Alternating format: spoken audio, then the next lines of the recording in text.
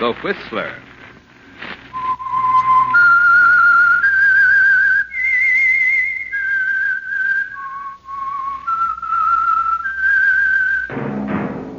That whistle. The Whistler.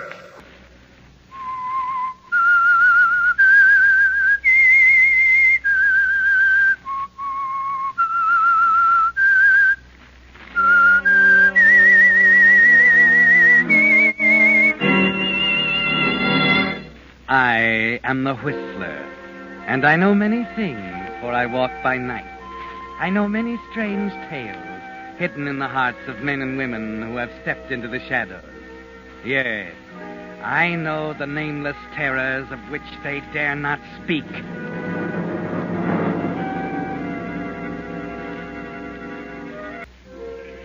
And now, the Whistler's strange story. Stranger in the House.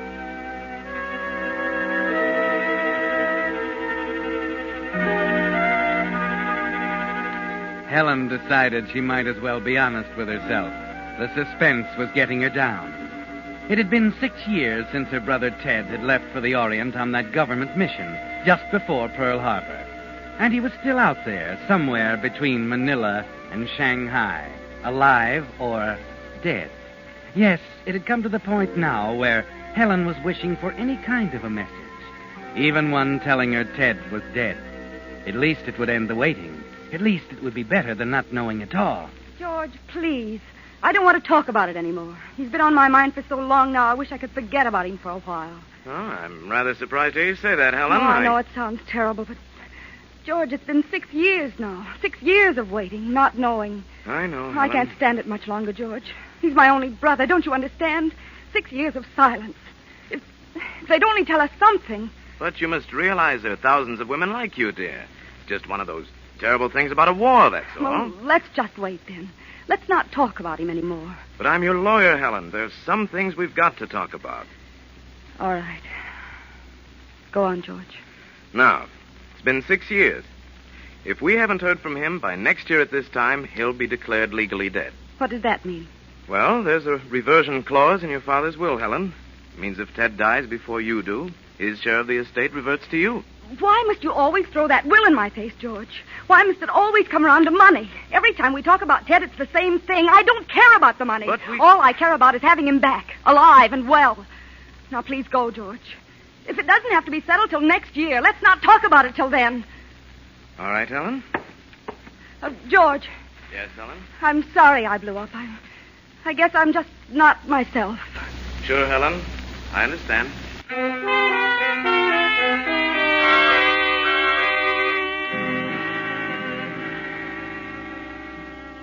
Yes, Helen, the suspense is beginning to tell on you, isn't it? 6 years of it. And just a few letters from Ted, your brother, early in 1941, telling you of his arrival in Manila. Then silence. No way you could get in touch with him. Nothing you could do but wait. And you're still waiting. Still rushing out to meet the postman, hoping each day will be the big one. George is more tactful now about the will. He doesn't mention it anymore, and you're very grateful. And then, at long last, the suspense is ended.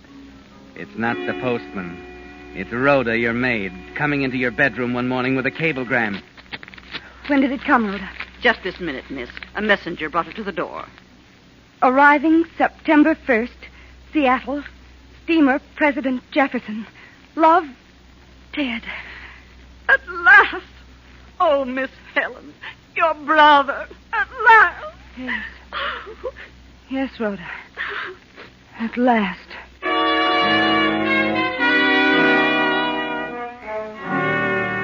Pardon me. That's all right. I beg your pardon. Pardon me. Pardon me.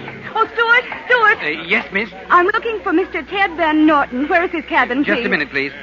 Van Norton, stateroom 3C, third deck. Thank you.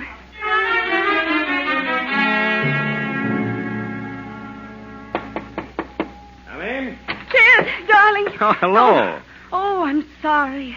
I must have the wrong stateroom. I'm looking for my brother, Ted Van Norton. What's the matter, Helen? Don't you recognize me? Who are you? Well, this isn't much of a homecoming after 6 years. Maybe I better introduce myself. The name is Theodore Van Norton, remember? Oh, there must be some mistake. Why, Helen. Helen, darling, you're joking, aren't you? Who are you? Well, I've already told you I'm your brother Ted. You're not my brother. You're an imposter.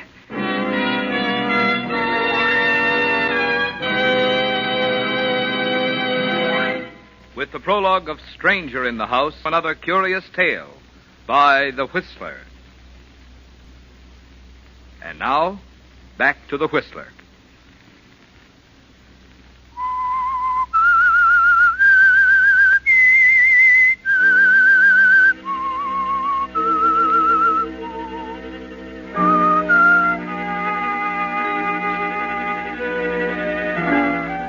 Well, Helen, all you can do is stand there in the stateroom and stare at him. The effrontery of this stranger trying to pass himself off as your brother leaves you at a loss for something to say. He doesn't remotely resemble Ted. He's tall with a clean-cut athletic look to him. Ted was short and stocky. Perhaps he thinks it's funny, Helen. Perhaps he's one of those people with a perverted sense of humor, a practical joker. Yes, it's hilarious, isn't it? To pull a trick like this after 6 years of almost unbearable suspense. Well, darling, have we better get a move on? Are you stupid enough to think you can get away with this? Get away with what? If this is some crude attempt at humor. Not at all. I'm quite serious. Where's my brother? Now, look, do you have to be that way? I explained once. Don't lie to me. Where is he? Excuse me a moment.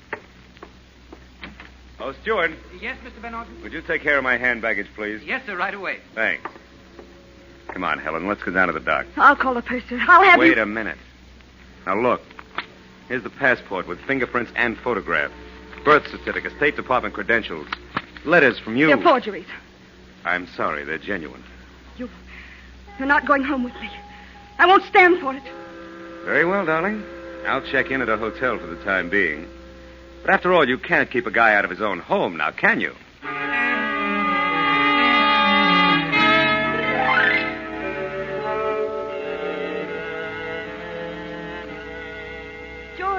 George, I've never been so stunned in my life.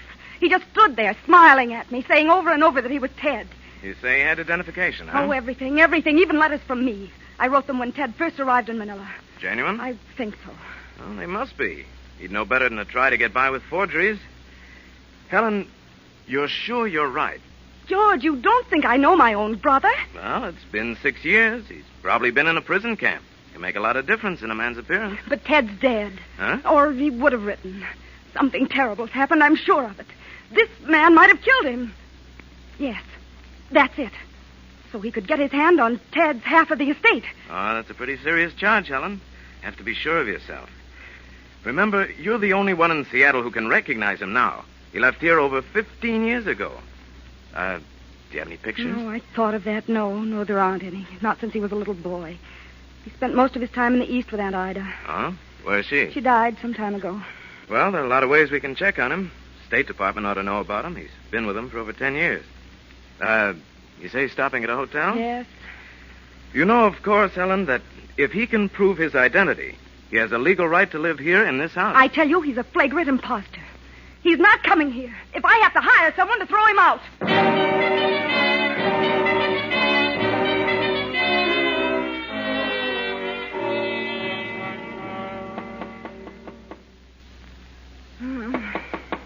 Who is it? It's Rhoda, miss. What time is it? After 8. Oh, go away. I'm sleepy. I must see you, miss. All right, Rhoda. Come in. What is it? It's Mr. Van Norton. What? Where is he? He's in the bathroom, miss, shaving.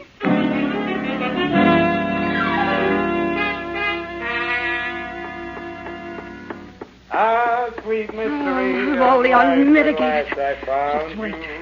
The nerve of him. I know. Well, good morning, good morning. What do you think you're doing? Shaving. Morning ablutions. I can't say I'm used to having ladies barge into the bathroom when I... Get out of here. Temper. How did you get in?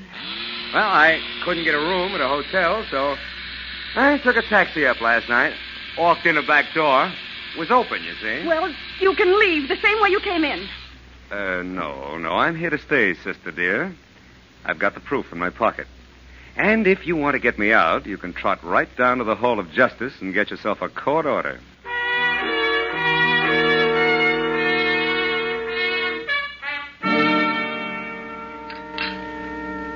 More coffee, Helen? No, thanks. Hotcakes, huh? Mr. Whoever you are. The name is Van Norton. Theodore Van Norton. I must say, I've never seen such colossal nerve in my life. You flatter me. You're not at all concerned about the servants. Why, should I be? Aren't you afraid they'll recognize you? Oh, don't be silly. None of them were here when I left home. 15 years ago, Edward the butler was the last to go, I think. When was it? 38, that was it, wasn't it? Oh, by the way, Helen, whatever became of old Edward? There are other people in town, you know. What about your teachers at Washington Heights School? Why, Helen, I believe you're trying to trick me. Father sent me to Foxhall Academy when I was 14. I never went to Washington Heights. Where are you going? You seem to know everything. Why don't you tell me that? Helen, we have some talking to do, darling. About the will. Father's estate, Seems to me the executor owes me close to $1 million.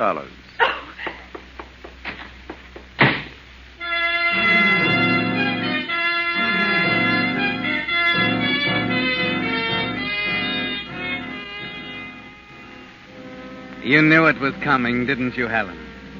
That's the purpose behind the whole crazy business. It's still inconceivable to you that the man can actually expect to get away with it. George was right. There are 1,000 ways you can check up on him, and the imposter himself just gave you an excellent one.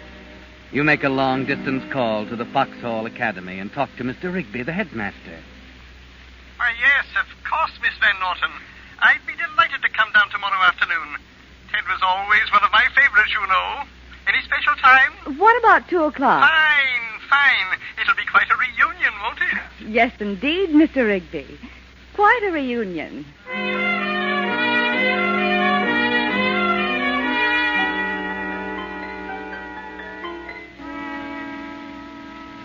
Mr. Rigby, this is George Chadwick, my lawyer. How do you do? Hi. Would you like to wait in the living room, Mr. Rigby? I think Ted is out on the tennis court. We'll call him. Thank you. Come on, George. Excuse us, Mr. Rigby. Of course.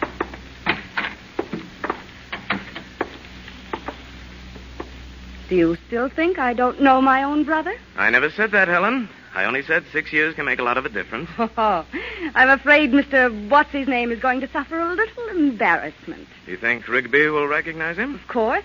He'll recognize him as an imposter. He knows Ted as well as I do. What's the matter? I don't know. I checked those documents of his this morning, and... Will you stop talking nonsense, George? I tell you they're stolen. Heaven knows what happened to Ted or how this crook got a hold of his papers. All right, Helen, all right. You better go and call him.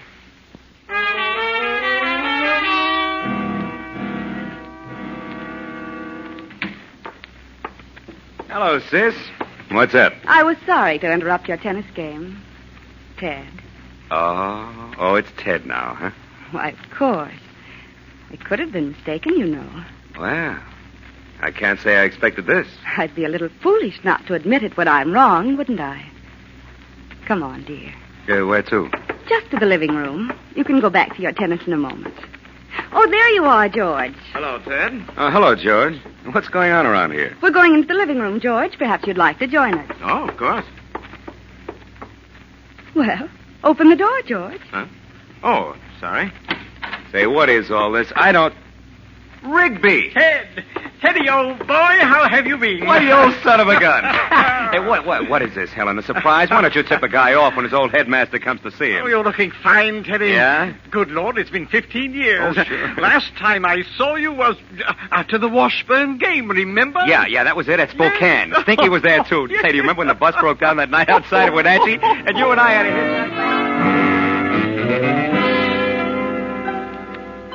You stand there stunned, speechless, just staring at them as they slap each other on the back, forgetting all about you.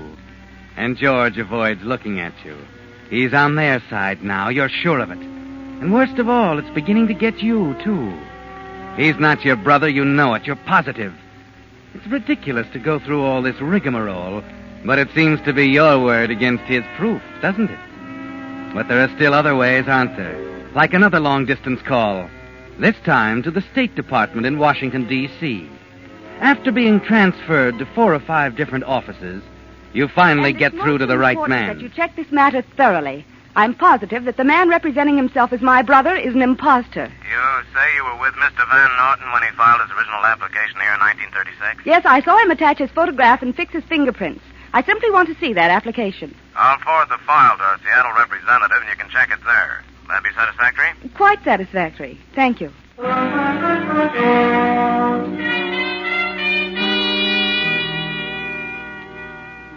I see. You say the file was forwarded here from Washington. That's right. I simply want to examine it, particularly the photograph. Mm-hmm. Excuse me a moment, Miss Van Norton. I'll have to look it up. Well, George, Well, what? I can't say I'm pleased with your lack of confidence in me. Well, who said anything about that? Oh, it's quite clear enough. Helen, I'm a lawyer. I'll believe black is white if they throw enough evidence at me. Mr. Rigby was a very convincing witness. He's a decrepit old fool, and it had been 15 years. I thought he was an intelligent man. I could have passed you off as my brother. He'd forgotten what Ted looks like. And does that explain why Ted recognized him? Oh. I don't know, Helen. Seems to me you're arguing against yourself when you say Rigby might have forgotten what he looks like. What do you mean? You might have forgotten yourself. After all, it's been 6 years, you know. A man can change. Don't be ridiculous. I know my own brother as well as I know the... Shh. Here comes the clerk. Here we are. Theodore H. Van Norton. Now, what did you wish to see? Oh, let me see it. Medical examination, education record, application. Where's the picture? On the other side. Oh, here. Satisfied, Helen? It can't be. I saw Ted paste his picture on myself. Something wrong? Of course there's something wrong. This isn't my brother. It's that man. Helen, get a hold of yourself. What? Let me see. Yes, here they are. Fingerprints. Listen, clerk. I want this whole record sent to the office of the Federal Bureau of Investigation. Helen, you need a rest. This thing's getting you. That's one thing that can't be forged, don't you see? They can't forge his fingerprints. I'm sorry, Miss Van Norton, but I have no authority. You've got to. I tell you, there's a stranger in my house posing as my brother. There's $1 million involved. Just a minute, Helen. Now, it's most important, Mr. Robbins, not only because of the money involved. You see, Miss Van Norton is extremely upset. Of course, Mr. Chadwick. But you see, I can't simply turn over material like this. I'll make the necessary arrangements with the FBI, Mr. Robbins, and get authority from Washington. That be satisfactory? Quite, Mr. Chadwick. Quite.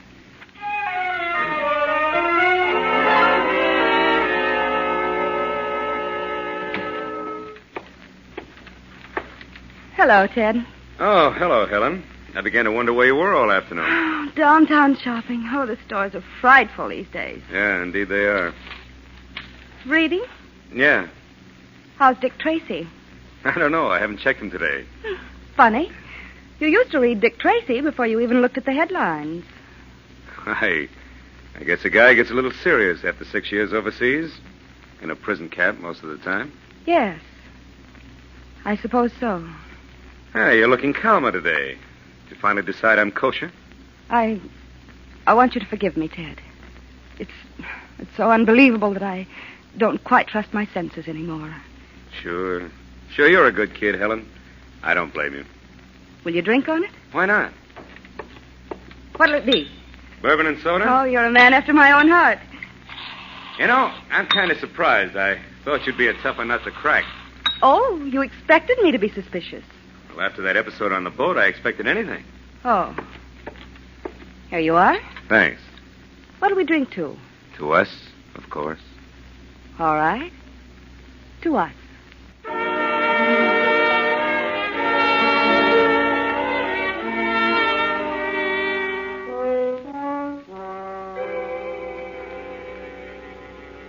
Yes, ma'am? You're in charge of the fingerprinting department here? Yes? I'm Helen Van Norton. I brought in a highball glass yesterday afternoon with some fingerprints on it. Oh, yes. That's the one you wanted us to check against the prints in the State Department application file. Where did you get that glass? A man is posing as my brother, staying at my house. They're his fingerprints. You're sure of the prints on the application? What do you mean? Are you sure they're the bona fide prints of your brother? Of course. I was with him in Washington when he completed the application. I saw him put the prints on it. I see. Well, that ought to settle it for you once and for all. What do you mean? The man at your house is your brother, Miss Van Norton. The prints are identical. I can't be. It can't. We wouldn't commit ourselves if we weren't positive. I see. Yes, of course. Thank you.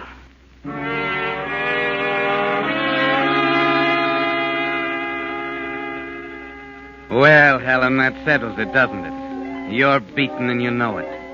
But you still have one more out, just one. It's a desperate chance, but you've decided you have to take it. To determine once and for all whether or not this man is your brother. Whether you can trust your own mind. It's very late that night when you get quietly out of bed and walk downstairs to the telephone. The house is as quiet as a tomb. Everyone's asleep.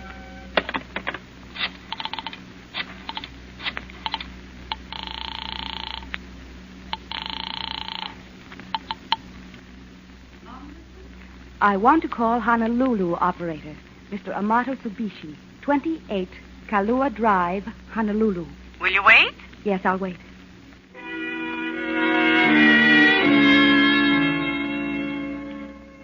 Here is your party. Go ahead, please. Hello. Hello? Is this Mr. Tsubishi? Who is calling, please? I last talked to you in April 1941. The name I gave you was Grayson. Do you remember that? Why are you calling? Do you remember me? Of course I remember you. I sent you $50,000 to... To take care of Mr. Van Norton. He was in Manila. You did take care of him. He's dead. He was killed in an accident in May of 1941. You're positive? Positive? Thank you, Mr. Tsubishi. Thank you very much.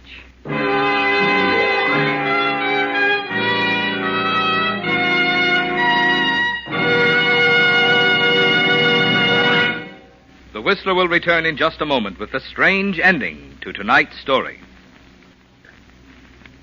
And now back to the Whistler.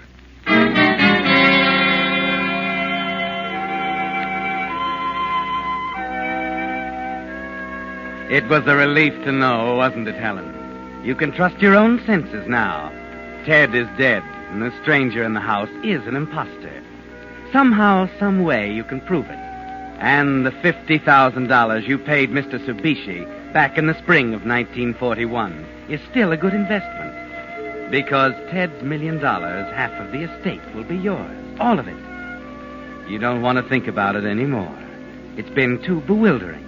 All you want now is your bed and the first good night's sleep in a week. You put down the phone and start toward the stairs. Sit down, Helen. How long have you been here? Long enough. I said sit down. I'm going upstairs. Sit down before you fall down. That's better. You just hung yourself, baby. There's a record of that phone conversation down at FBI headquarters. What are you talking about? You didn't have Honolulu, just in case you're wondering. You were talking to the boys down at the office. We had everything, you see, except the link you just gave us.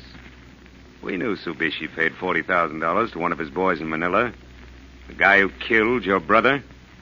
But we didn't know who hired Tsubishi. What made you suspect me? I didn't at first.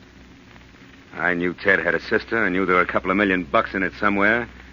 And I had 3.5 years in a prison camp to think it over. A guy can do a lot of deductive thinking in 3.5 years. So, you looked up Tsubishi? Yeah. He was dead. Knocked over by a truck the morning of Pearl Harbor. No, we had nothing but suspicion. Tough, isn't it, huh? You could have been a nice kid if you weren't a killer at heart. Yeah, it took us a long time to work it out. A lot of planning, a lot of names, a lot of people to run down. But when we got going, we knew you'd crack sooner or later. Who are you? Your brother's best friend. And you did it because you were his friend? Partly. Partly? Yeah. My name is McKay, FBI. And incidentally, this time I'm telling you the truth.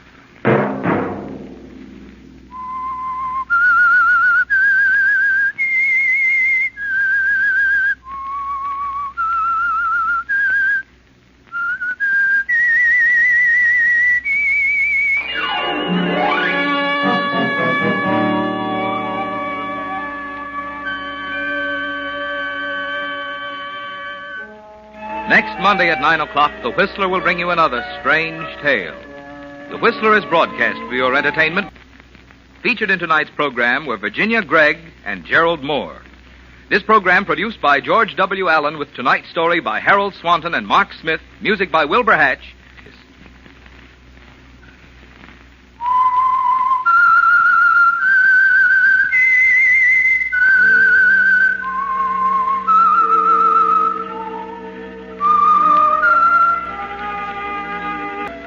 This is Marvin Miller speaking. This is CBS, the Columbia Broadcasting System.